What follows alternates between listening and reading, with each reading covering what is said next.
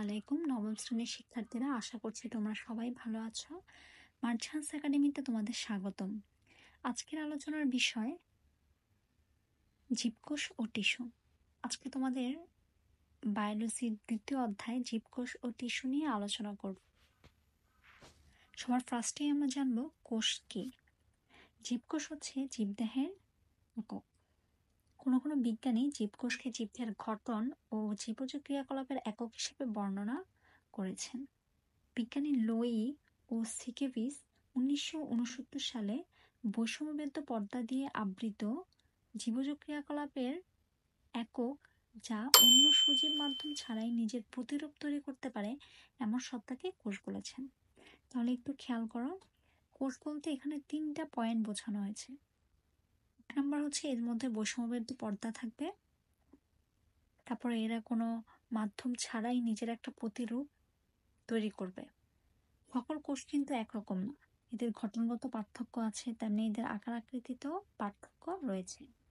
নিউক্লিয়াসের গঠনের ভিত্তিতে কোষকে দুই ভাগে ভাগ করা হয়েছে, আদিকোষ এবং প্রকৃত কোষ। আদিকোষ প্রাককেন্দ্রিক কোষ বা প্রোক্যারিওটিক সেল। এই ধরনের কোষে কোনো সুগঠিত নিউক্লিয়াস থাকে না, এই জন্য এদের আদি নিউক্লিয়াসযুক্ত কোষও বলা হয়। যেহেতু এদের মধ্যে কোনো সুগঠিত নিউক্লিয়াস থাকে না, তার মানে এদের মধ্যে কোনো নিউক্লিয়ার পর্দাও থাকবে না, নিউক্লিয় বস্তু সাইটোপ্লাজমে ছড়ানো থাকে। এইসব কোষে মাইটোকন্ড্রিয়া, প্লাস্টিড, এন্ডোপ্লাজমিক রেটিকুলাম ইত্যাদি অঙ্গাণু থাকে না, তবে কি থাকে? শুধুমাত্র রাইবোসোম। ক্রোমোজোমে কেবল ডিএনএ থাকে।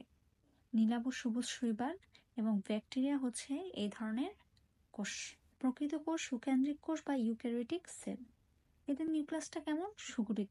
যেহেতু এদের নিউক্লিয়াস সুগঠিত, তাই এদের মধ্যে নিউক্লিয়ার ঝিল্লি দিয়ে নিউক্লিয় বস্তুও সুগঠিত।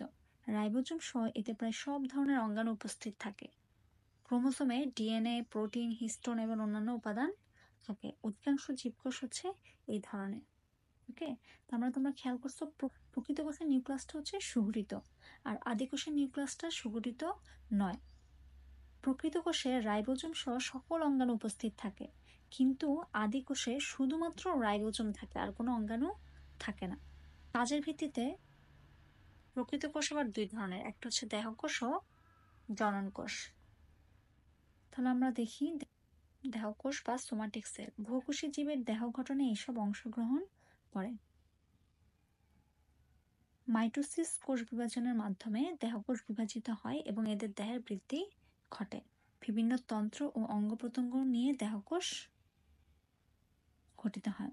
তা দেহকোষটা হচ্ছে মূলত জীবদেহের দেহ গঠনে অংশগ্রহণ করে, আর এটা হচ্ছে মাইটোসিস কোষ বিভাজনের মাধ্যমে বিভাজিত হয়। তারপর হচ্ছে জনন কোষ বা গ্যামেটিক সেল। এটি হচ্ছে যৌন প্রজনন জনক্রম দেখা যায়, এখানে হচ্ছে জীবের জনন কোষ উৎপন্ন হয়, আর এটি ঘটে মূলত মিউসিস পদ্ধতিতে। জনন মাতৃকোষে বিভাজন ঘটে। পুংু স্ত্রীর জনন কোষ মিলিত হয়ে নতুন জীবের দেহ গঠনের সূচনা করে, আর এদের ফলে সৃষ্ট প্রথম কোষটিকে কি বলে? জাইগোট।